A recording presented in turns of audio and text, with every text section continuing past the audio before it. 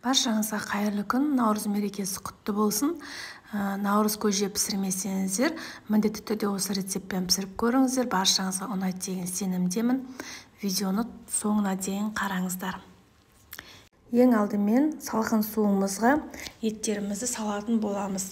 Сүрленген ет салсаңыздар, наурыз көжелеріңіз өте дәмді болып шығады. Ет салдым, одан кейін қазы салдым. Bir қайнап шыққаннан кейін көбігін сүзіп алып тастаймыз. 2 сағат орташа отта етімізді пісіретін боламыз. Үйдегі бар дәнді дақылдарды шығарып, жуып, тазалап қойдым. Жүгері, бұдан бөлек басқа да дәнді дақылдар қоссаңыздар болады. Ең алдымен ұзақ пісетін дәнді дақылдарымды қостым. Маш пен бидайды қосып алдым. 1 сағат қайнап шыққаннан кейін күрішімізді және арпамызды салдым. 30-35 минутта барлығы пісіп қалады.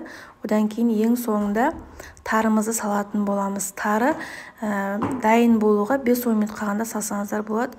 Тез пісіп қалады. Барлығы пісіп дайын болғаннан кейін еттерімізді сүзіп алдым.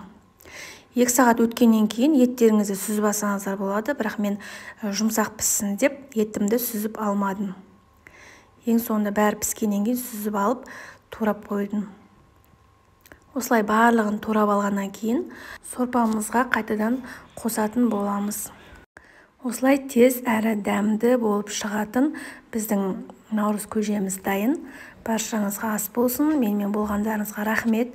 Тіркелмесеңіздер мен арнама тіркеліп, лайк басып, комментарий бөліміне өзіңіздің наурыз көжеңізді қалай дайындайсыз, сол туралы жазып кетсеңіздер болады. Міне менің наурыз көжем осылай дайындалады. Айран немесе құртты ыстық суға жібітіп, осылай ең соңында қосып ұсына берсеңіздер болады. Баршаңызға ас болсын.